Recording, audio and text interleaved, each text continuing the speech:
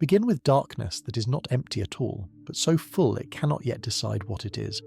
A seething foam of quantum uncertainty where space and time themselves flicker in and out of existence, faster than any clock could hope to count.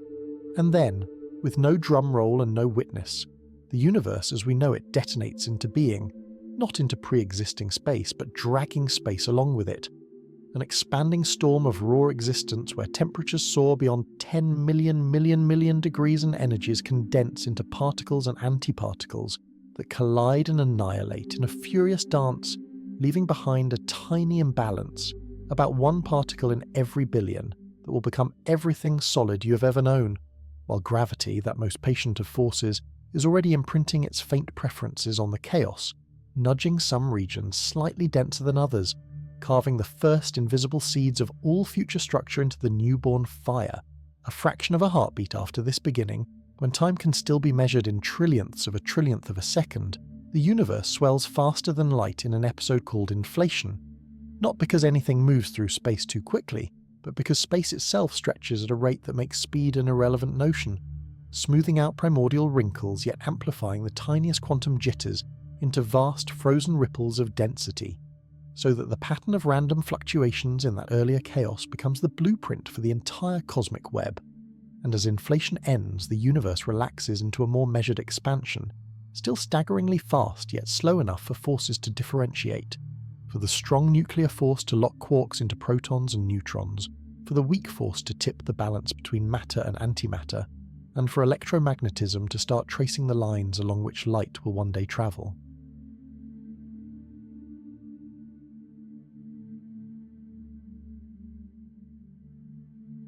Within the first second, neutrinos, those almost ghost-like particles, decouple from the rest of the cosmos and slip outward,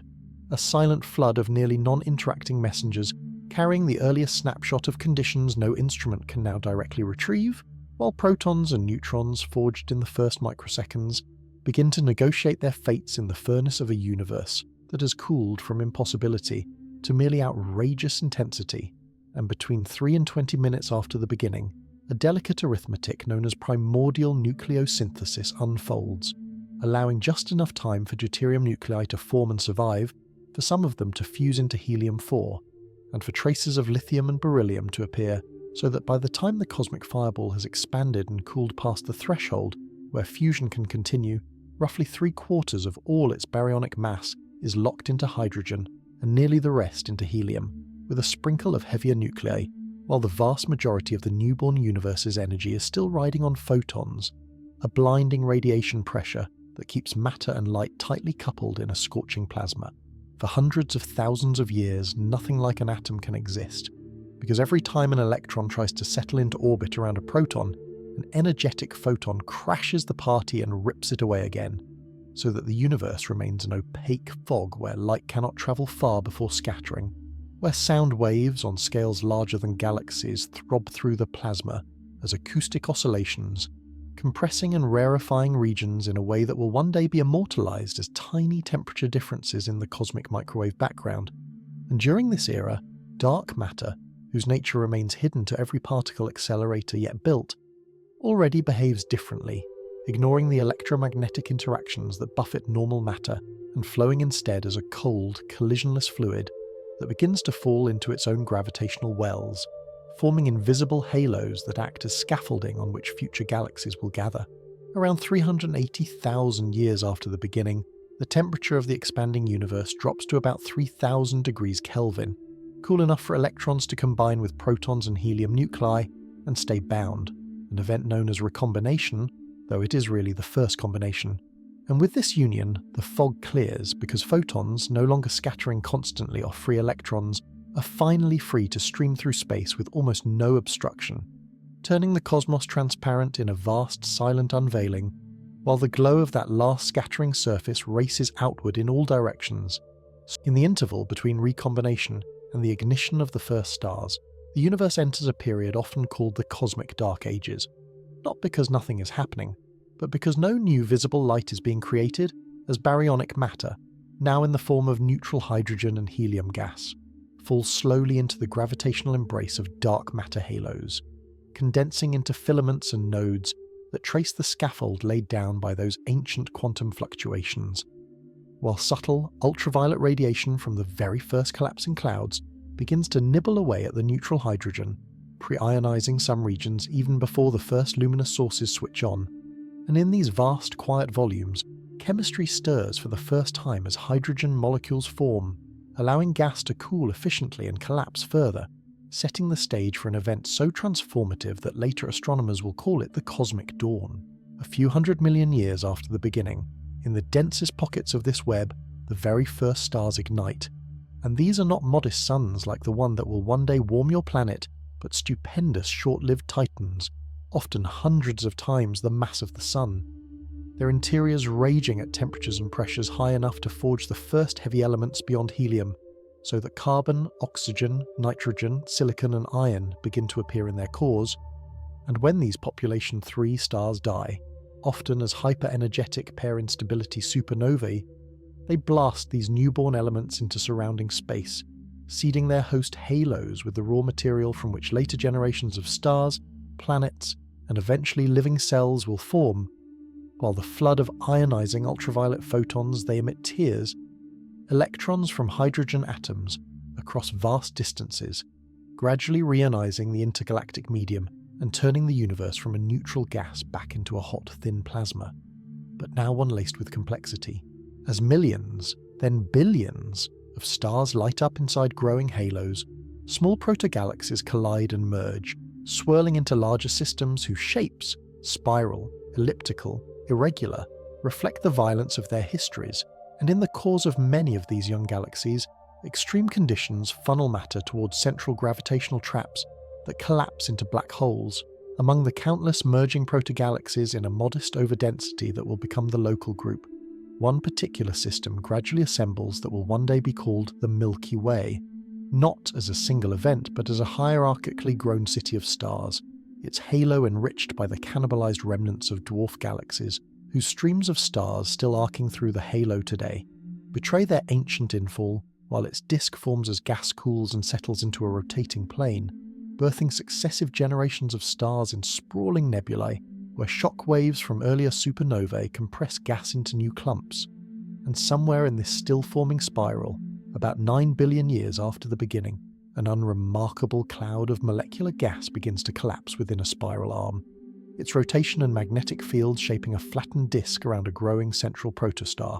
a system that will, over tens of millions of years, rearrange itself into a star, planets, asteroids, and comets. In that protoplanetary disk, dust grains of silicates, metals, and ices collide and stick, aided by electrostatic forces and turbulent eddies, forming pebbles, then boulders, and ultimately kilometre-sized planetesimals that begin to exert appreciable gravity, sweeping up smaller objects in a chaotic ballet of accretion and destruction,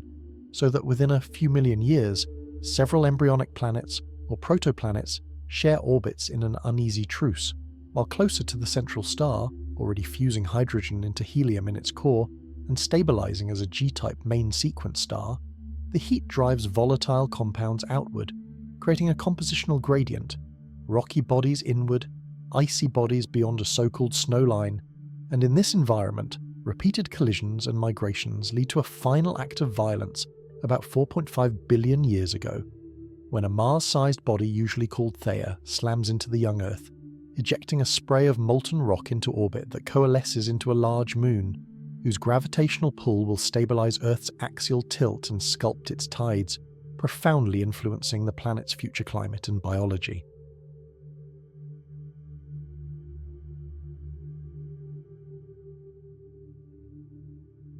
At first, Earth's surface is an inferno of magma oceans and volcanic outgassing, its atmosphere thick with carbon dioxide, water vapor, methane and nitrogen, bombarded by leftover debris from planetary formation, and, later, by a period of intensified impacts known as the Late Heavy Bombardment, possibly triggered by orbital rearrangements in the outer solar system that send swarms of comets and asteroids sunward, delivering water and organic molecules while also sterilizing large areas of the surface. Yet beneath this apparent hostility, pockets of relative stability emerge.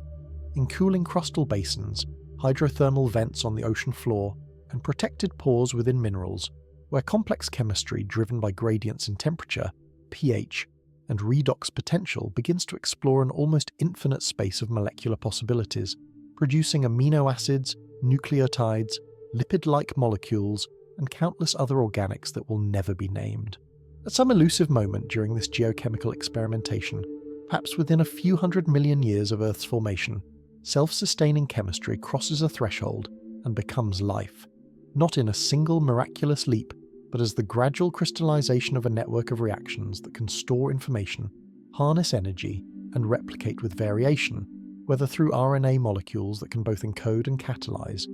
or through simpler metabolic cycles embedded in mineral surfaces that later recruit genetic polymers so that microscopic compartments form, bounded by primitive membranes, enclosing linked pathways that harvest energy from chemical disequilibria. And as these protocells compete, those better able to maintain and copy their internal structures proliferate, initiating an evolutionary ratchet that will, over billions of years, sculpt the biosphere's astonishing diversity, while the planet's geology, atmosphere, and orbital environment continually modulate the pressures that guide this unfolding experiment.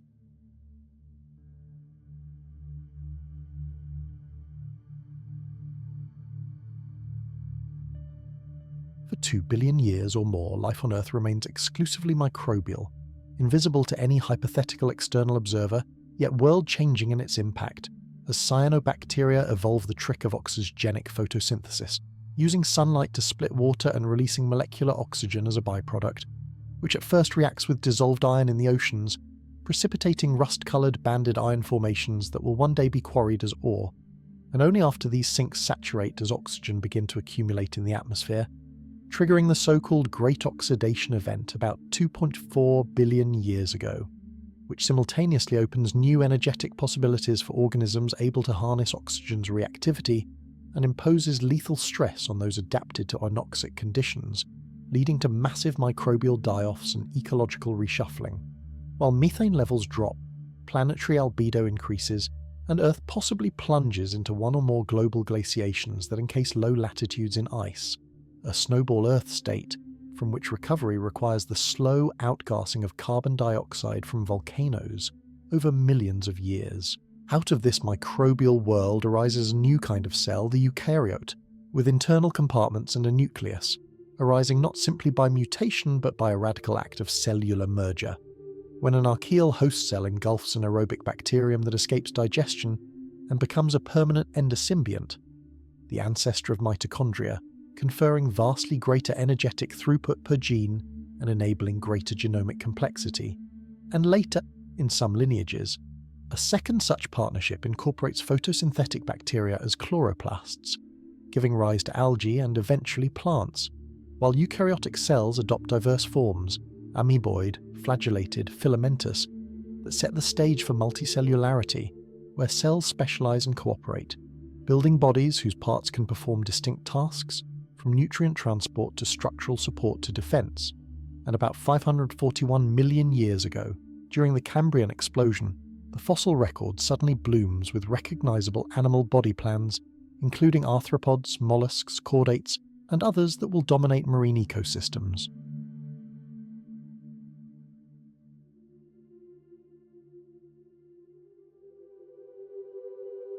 The slow colonization of land begins as algae and fungi form lichens that gnaw at bare rock, creating thin soils in which the earliest land plants, simple vascular lacking forms, can root, followed by arthropods venturing out from coastal shallows, their exoskeletons serving as armoured suits against desiccation and radiation, and later by vertebrates whose descendants will become amphibians, reptiles, birds and mammals, while Earth's continents drift on moving tectonic plates that periodically aggregate into supercontinents like Rodinia and Pangaea, reshaping ocean currents, climate patterns, and biodiversity hotspots, and at several points in this Phanerozoic eon, catastrophic events, massive volcanic eruptions, changing sea levels, and in one notable case about 66 million years ago, the impact of a roughly 10-kilometre asteroid near what is now Chicxulub in Mexico trigger mass extinctions that erase dominant groups like the non-avian dinosaurs and open ecological niches for survivors, including the small nocturnal mammals whose descendants will diversify into primates. In tropical forests of the Paleogene and Neogene periods, primates refine binocular vision, grasping hands, and large plastic brains, traits that prove advantageous in navigating complex canopies, social hierarchies, and diverse diets. And from these arboreal ancestors, lineages of apes emerge in Africa and Eurasia, some of which return more fully to terrestrial life as climates cool, and forests give way to savannas, encouraging bipedal locomotion that frees the hands for tool use and allows more efficient long-distance travel, while hominin skulls change shape to accommodate expanding brain regions associated with planning, language precursors, and social cognition, and stone flakes, bones with cut marks, and hearth remains attest to an emerging culture of tool-making, cooperative hunting, and shared fire that alters the energy budget of these early humans, enabling them to extract more calories from food and possibly shortening digestive tracts, diverting resources to neural tissue that in turn feeds back into cultural complexity.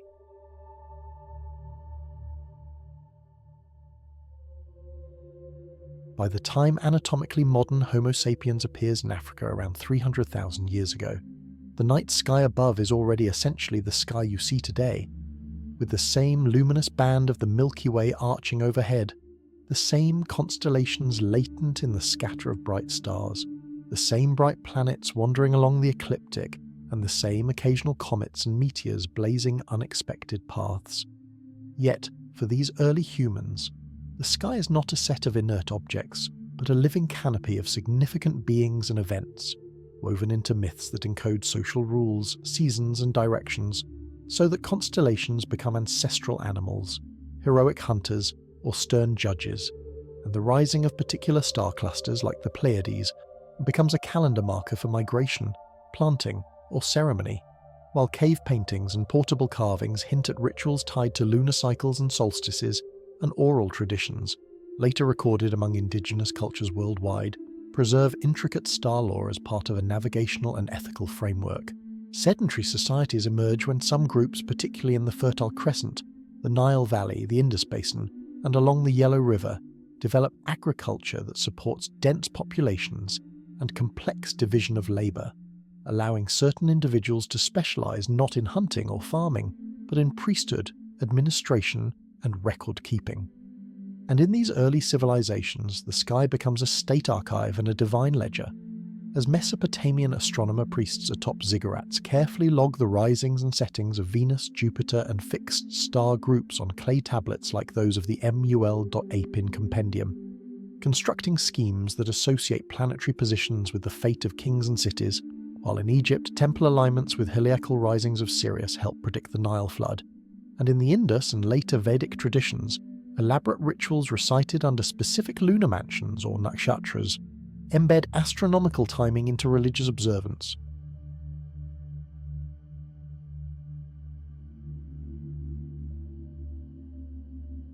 Across the world, independently, monumental structures arise that encode astronomical knowledge in stone and earth. At Nabta Playa in the Nubian desert, stone circles and alignments mark solstitial sunrises long before the pyramids rise. At Göbekli Tepe in southeastern Anatolia, carved pillars from around 9600 BCE stand in enclosures whose orientations hint at stellar and solar significance. At Stonehenge and other megalithic sites in Britain and Brittany, carefully placed stones frame the midsummer sunrise and midwinter sunset, and in Mesoamerica, Olmec and later Maya builders lay out cities and pyramids along axes keyed to solar zenith passages and Venus cycles, as preserved in codices like the Dresden Codex's intricate Venus tables, while in China, court astronomers maintain detailed star catalogues and eclipse records stretching back millennia,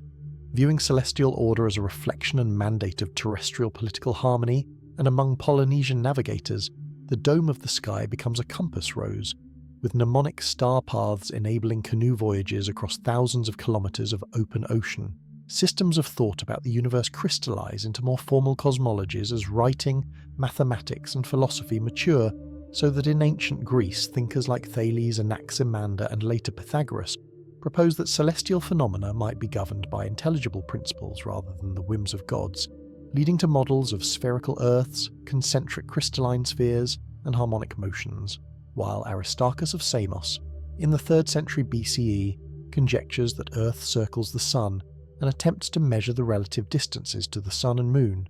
though his heliocentric view gains little traction against the eventual dominance of the geocentric system, codified by Claudius Ptolemy in the 2nd century CE,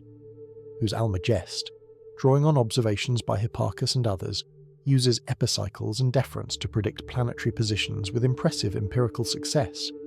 even as Indian astronomers in the Siddhanta texts develop trigonometry and planetary models, and Chinese scholars refine star positions and discover precession, independently recognizing that the celestial poles drift over centuries.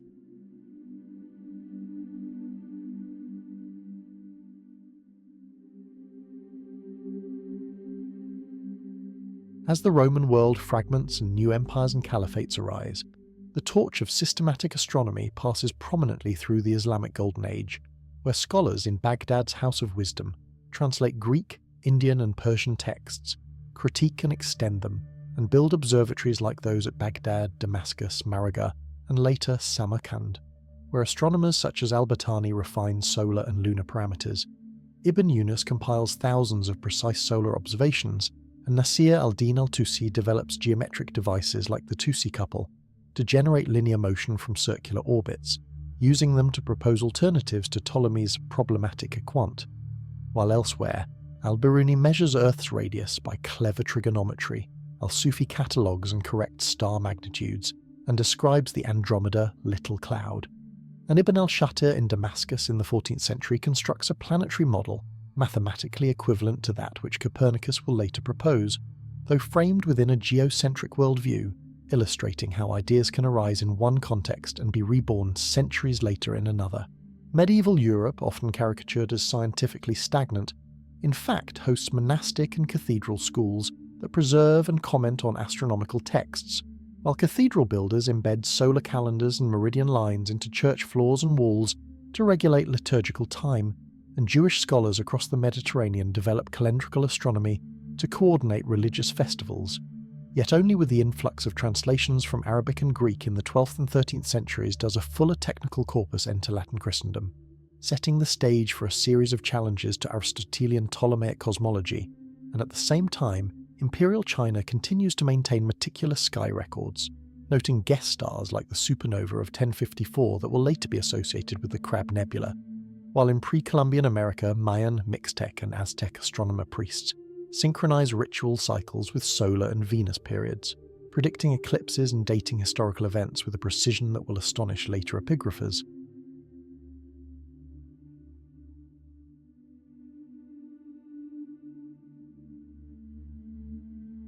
The early modern period in Europe witnesses a convergence of improved instruments, revived mathematical rigour, and shifting theological and political landscapes that allows a new cosmic model to take hold,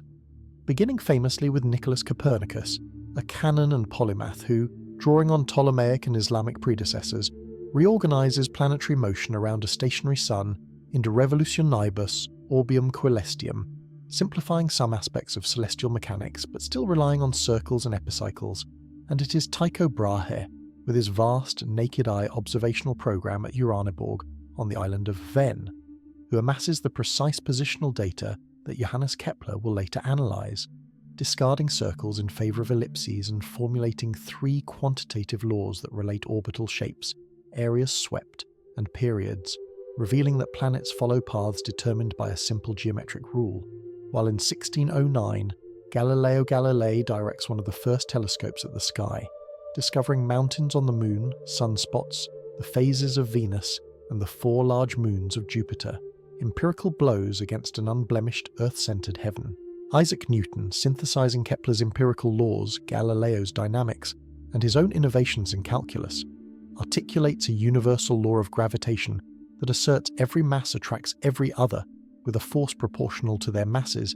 and inversely proportional to the square of their separation, unifying terrestrial and celestial motion by showing that the same mathematics governs falling apples and orbiting moons, and in doing so, he introduces a cosmos governed by deterministic quantitative laws that can,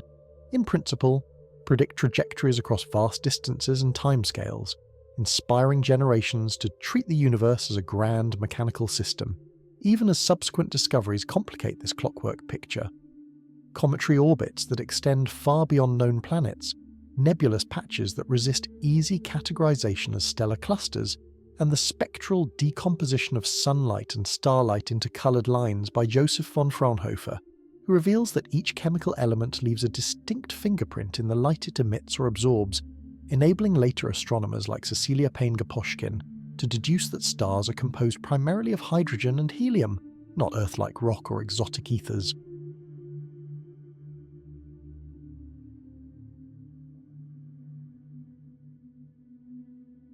Throughout the 18th and 19th centuries, the scale of the universe as understood by humans expands dramatically.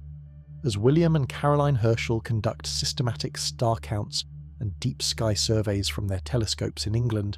constructing maps of the Milky Way's disk and discovering nebulae and binary stars, while Immanuel Kant and Pierre-Simon Laplace, drawing partly on such observations, propose nebular hypotheses in which solar systems condense from rotating gas clouds, and Kant speculates that some nebulae may be island universes, independent star systems far beyond the Milky Way, an idea that will remain controversial until the 20th century, and at the same time, geology, through figures like James Hutton and Charles Lyell, extends Earth's history from a few thousand years to an immensity of deep time,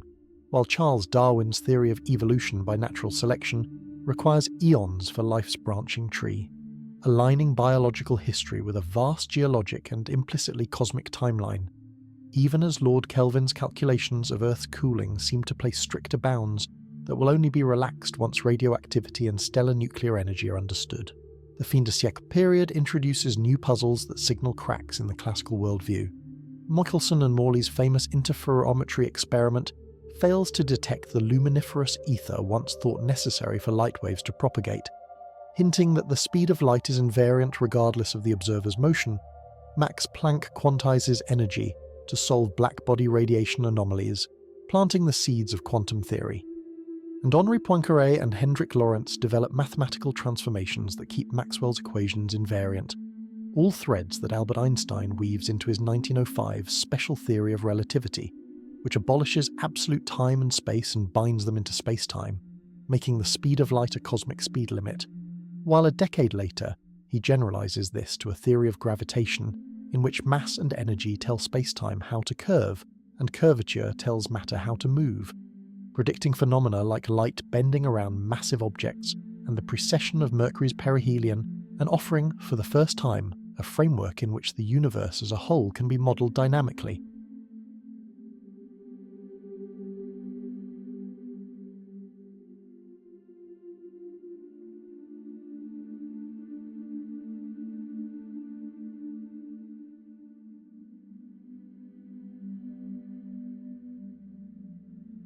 Using Einstein's field equations, Alexander Friedmann and Georges Lemaitre independently explore cosmological solutions that permit an expanding or contracting universe rather than a static one, though Einstein himself initially introduces a cosmological constant to achieve steadiness, and Lemaitre, a Belgian priest and physicist, even suggests that the universe began from a primeval atom, a concept eerily prescient of what will later be called the Big Bang. Yet observational confirmation lags until American astronomers Vesto Slipher and later Edwin Hubble measure redshifts of spiral nebulae and their distances using Cepheid variable stars as standard candles,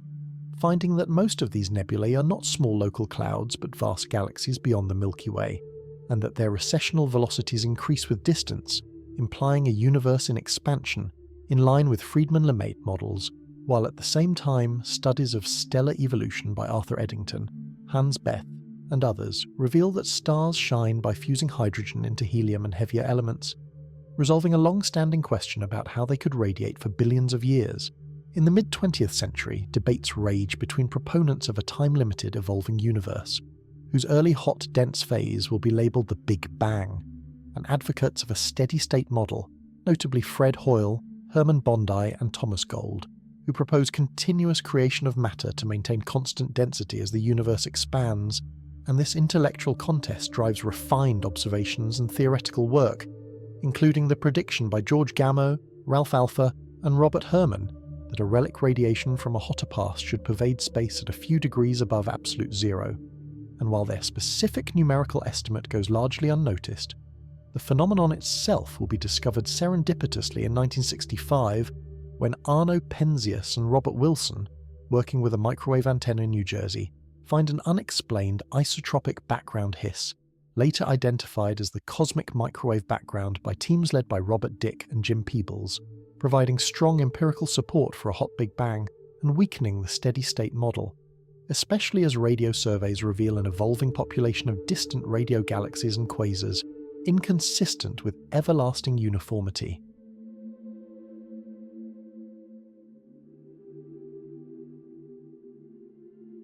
The late 20th century transforms cosmology from a largely theoretical and observationally constrained field into a data-rich science, as satellites like COBE, launched in 1989, measure the cosmic microwave background spectrum and anisotropies,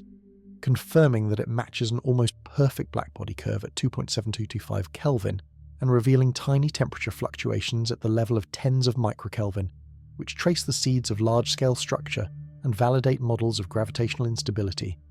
while ground-based and balloon-borne experiments refine measurements of the CMB's angular power spectrum, pinning down key cosmological parameters such as the curvature of space,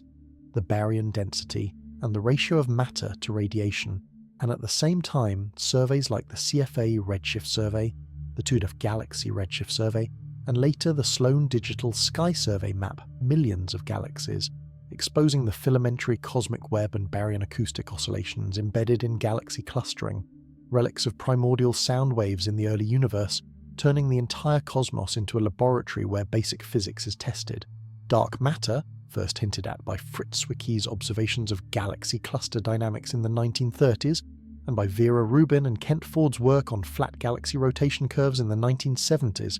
becomes a central pillar of the emerging standard model of cosmology, requiring that about 5 times more matter exists in non-luminous form than in baryons, and although its composition remains uncertain, possibilities like weakly interacting massive particles, axions or sterile neutrinos drive both terrestrial detector experiments deep underground and indirect searches in gamma-ray and cosmic ray observations, while dark energy, a more startling ingredient, enters the picture in the late 1990s when 2 independent supernova surveys, the Supernova Cosmology Project and the High-Z Supernova Search Team, find that distant Type Ia supernovae appear dimmer than expected, indicating that cosmic expansion has been accelerating over the last several billion years, a result that can be modelled by a cosmological constant or some dynamical field with negative pressure, suggesting that roughly 70% of the universe's current energy budget resides in a mysterious, smoothly distributed component that repels rather than attracts gravitationally.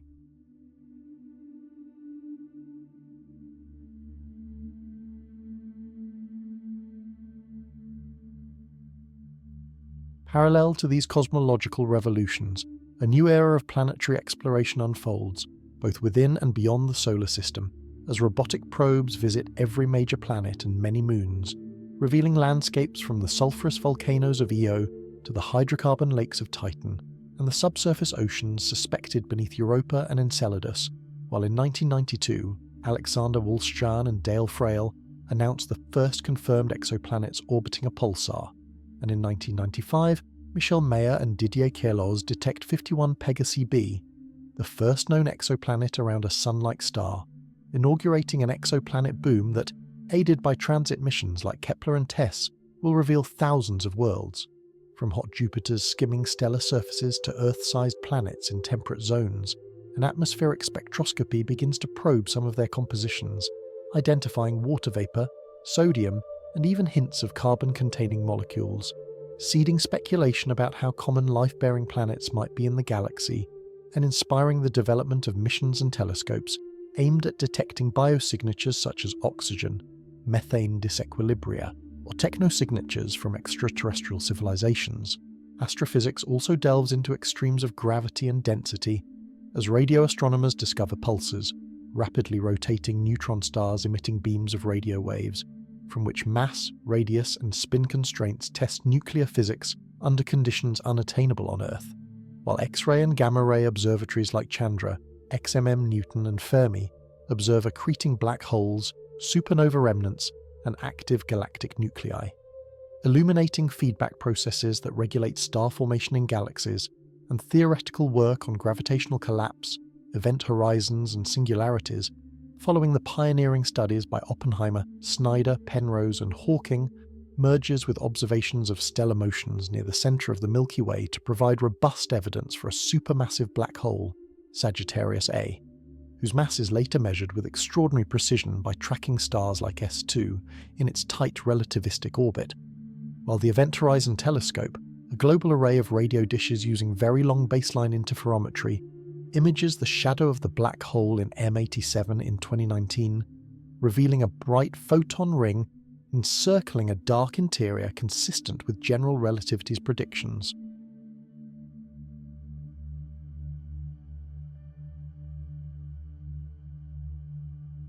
The detection of gravitational waves in 2015 by LIGO, from the merger of two stellar mass black holes over 1 billion light-years away, opens a new observational window that had been anticipated since Einstein's time, allowing astronomers to listen to spacetime vibrations produced by cataclysmic events, and subsequent detections include neutron star mergers that yield both gravitational wave signals and electromagnetic afterglows. A multi-messenger bonanza that confirms that such mergers are sites of R-process nucleosynthesis, producing heavy elements like gold and platinum, while plans for space-based observatories like LISA promise access to lower-frequency gravitational waves from supermassive black hole mergers and compact binaries, extending the cosmic tour into regimes of gravity previously hidden, and simultaneously, particle physics struggles to push beyond the standard model as experiments at colliders like the Large Hadron Collider search for supersymmetric partners, extra dimensions, or other manifestations of theories that might unify quantum mechanics with gravity,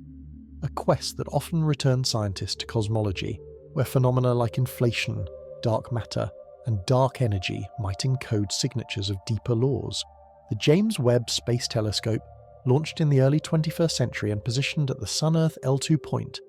peers deep into infrared wavelengths, sensitive to the red-shifted light of the first galaxies and to the cool glow of dust-enshrouded star-forming regions, immediately surprising astronomers with images of surprisingly massive and mature-looking galaxies at epochs when, according to some models, the universe was less than 1 billion years old, prompting revisions to theories of early structure formation, feedback, and star formation efficiencies.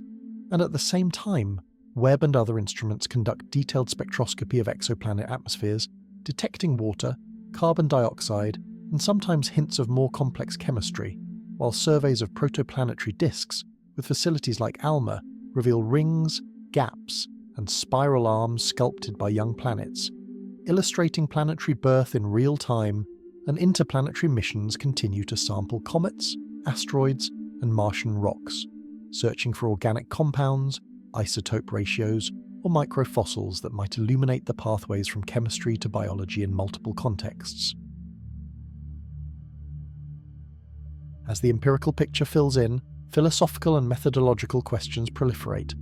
Some physicists invoke inflationary scenarios that may produce a multiverse of causally disconnected regions with differing physical constants, raising anthropic arguments about why our particular universe permits chemistry and life, while others explore cyclic cosmologies, ekpyrotic models, or quantum gravity approaches such as loop quantum cosmology that attempt to resolve the singularity at the Big Bang's beginning, and observational programs hunt for imprints of primordial gravitational waves in the polarization patterns of the CMB, or for signatures of non-Gaussianity in large-scale structure, phenomena that could discriminate between inflationary models or reveal new high-energy physics, even as debates over data interpretation and the universe's exact expansion rate, the so-called Hubble tension between local and early universe measurements, hint either at subtle systematic errors or at the tantalizing possibility that current models are incomplete, perhaps requiring revised dark energy behavior, additional relativistic species, or other unexpected ingredients. Beyond the grandest scales, the cosmic tour also extends downwards into the fabric of the quantum fields that permeate space, where the vacuum itself seethes with virtual particles and fluctuations that contribute to phenomena like the Lamb shift and Casimir effect, and where field theories describe particles as excitations of underlying entities, yet attempts to calculate the energy of this vacuum produce values for the cosmological constant that differ from observed dark energy density by staggering orders of magnitude, one of the most severe fine-tuning problems in physics, while laboratory experiments explore quantum entanglement, demonstrating non-local correlations that defy classical intuitions about separability, and condensed matter systems host emergent quasi-particles and topological states that mirror, in miniature, ideas from high-energy and gravitational physics, suggesting deep unity across scales and hinting that space-time itself might be emergent from more fundamental, perhaps informational structures.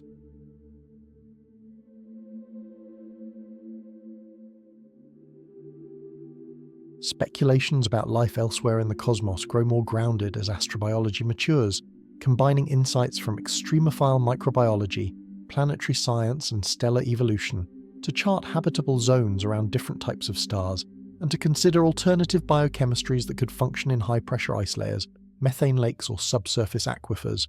while radio telescopes like those at Arecibo, Greenbank, and Meerkat, and optical surveys scanning for brief laser flashes, continue searches for technosignatures from advanced civilizations, even as the Fermi paradox, where is everybody, becomes sharper in the face of exoplanet statistics suggesting that Earth-like planets are common, prompting hypotheses ranging from self-destruction and resource bottlenecks to evolutionary filters and the possibility that most life remains microbial or ocean-bound,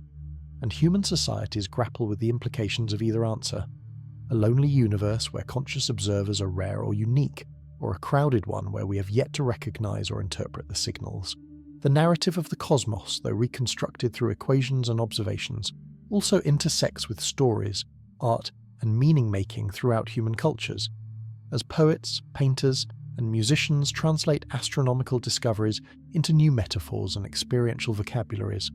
from Dante's layered medieval cosmos to the romantic sublime of starry skies evoking transcendence,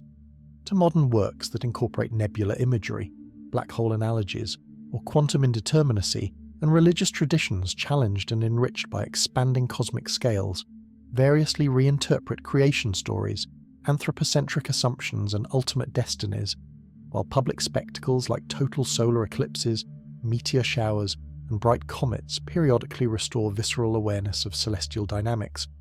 drawing crowds to beaches, rooftops, and deserts to watch the moon slide across the sun or firestreak across the atmosphere, moments in which the otherwise abstract mechanics of orbital dynamics become immediate, emotional experiences connecting individual lives to planetary and cosmic motions.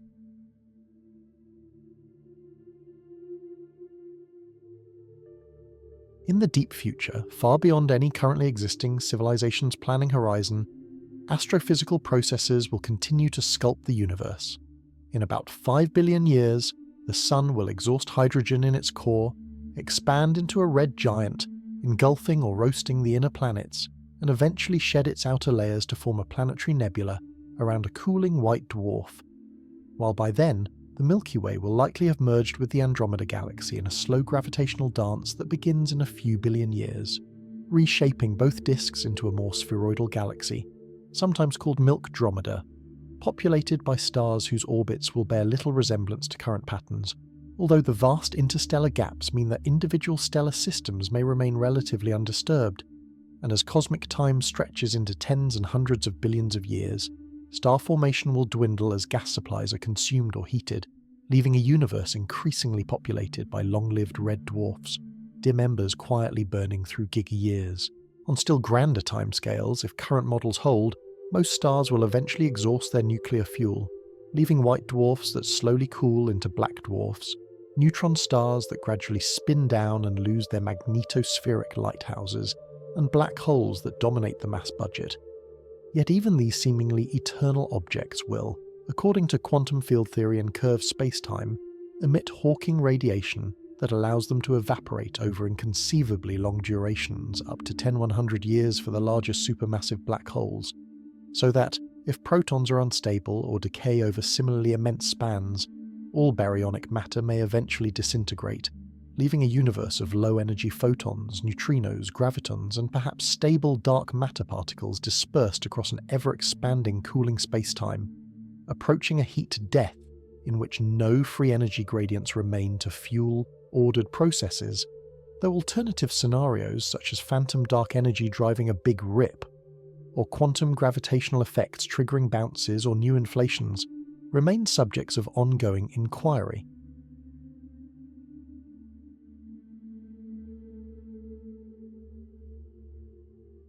In the meantime, on the small, bright blue planet orbiting an ordinary star in a spiral arm of an ordinary galaxy, the story has, for a brief epoch, produced beings who can trace this grand arc with mathematics on chalkboards, digital simulations on supercomputers, and delicate observations with instruments orbiting high above their atmosphere or buried deep under their mountains. Beings whose ancestors once saw only omens in eclipses and patterns in star groups, but who now measure the polarization of relic microwaves from 13.8 billion years ago, and the spectra of planets circling other suns, who encode the geometry of curved spacetime in GPS satellites that guide cars through city streets, and who carry in the atoms of their bones the iron forged in long-dead massive stars, the calcium from supernovae, the carbon and oxygen from countless generations of stellar alchemy, so that every breath they take, every heartbeat and thought, is a local fluctuation in a universe whose large-scale tendencies trend toward uniformity and entropy, and yet within that flow, for now, complexity blossoms and reflects upon itself beneath the arch of a sky still strewn with the same stars that first ignited curiosity in those who looked up and began, perhaps without knowing it,